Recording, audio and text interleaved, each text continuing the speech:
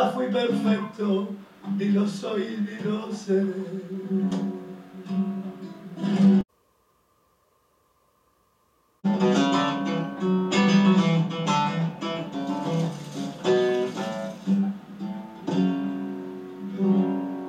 Entérate de una vez que yo nunca fui perfecto, ni lo soy ni lo seré.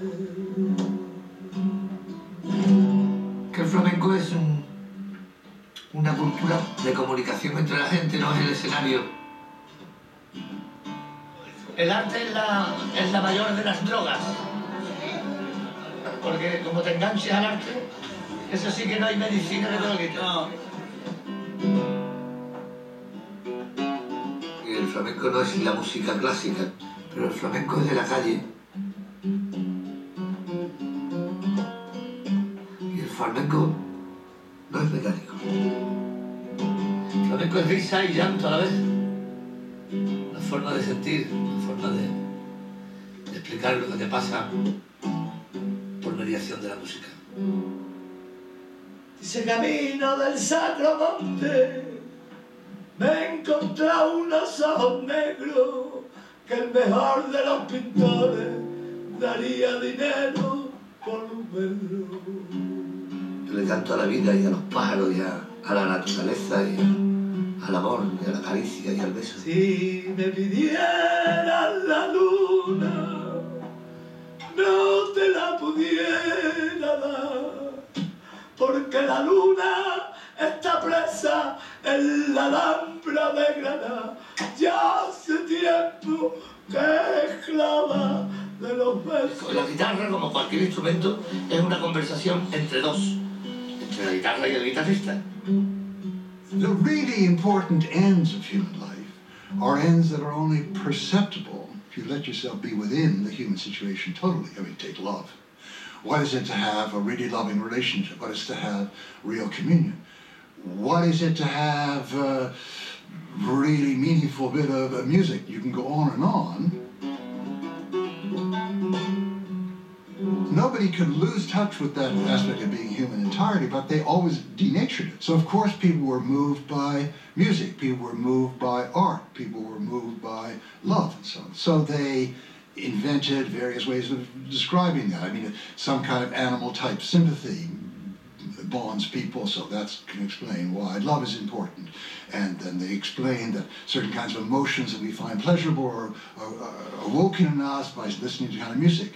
So you get, incidentally, a very interesting shift where people talk about the validity of art in terms of this notion of aesthetics. In other words, in terms of our reaction. Aesthesis is our sensation, rather than in terms of the profound truth that you can find in a great work of art, a profound truth about human beings.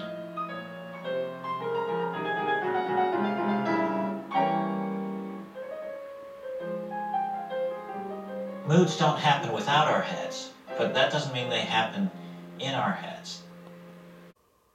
Huge tendency to sort of get in your head and to just go back to what you're used to doing every day, 6 hours a day, is just playing by yourself and not really listening for the ways to react to what's going on outwards.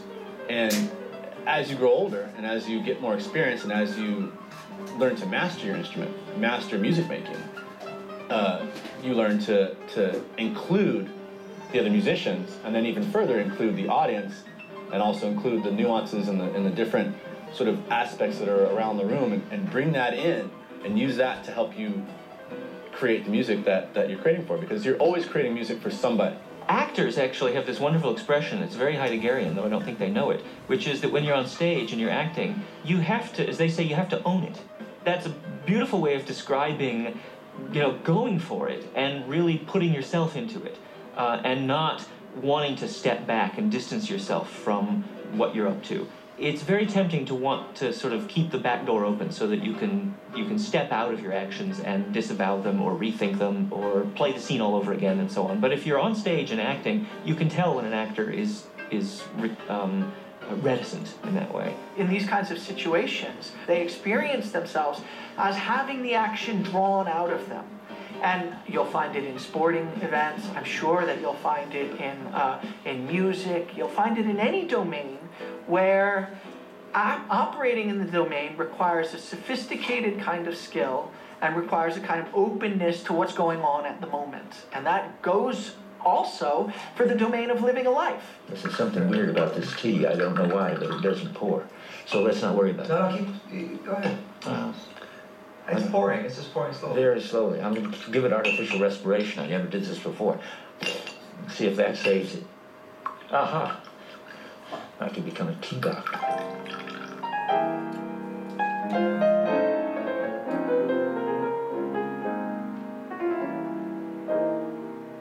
There's a real tension in societies between conformism and individualism.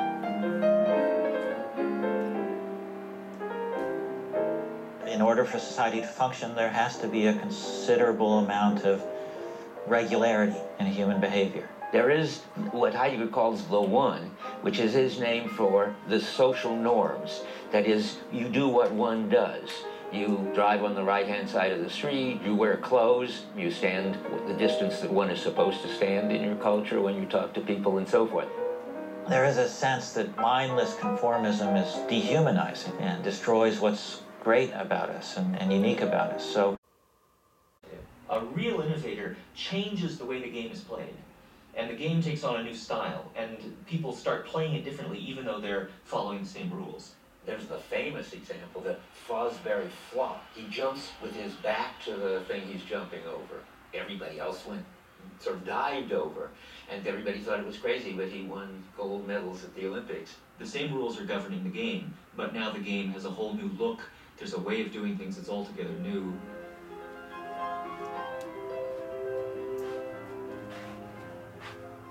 Heidegger had to work out a new notion of world because it was clear that it's not the ideas in another realm that Plato was thinking about, and it's not the sum total of conflicts.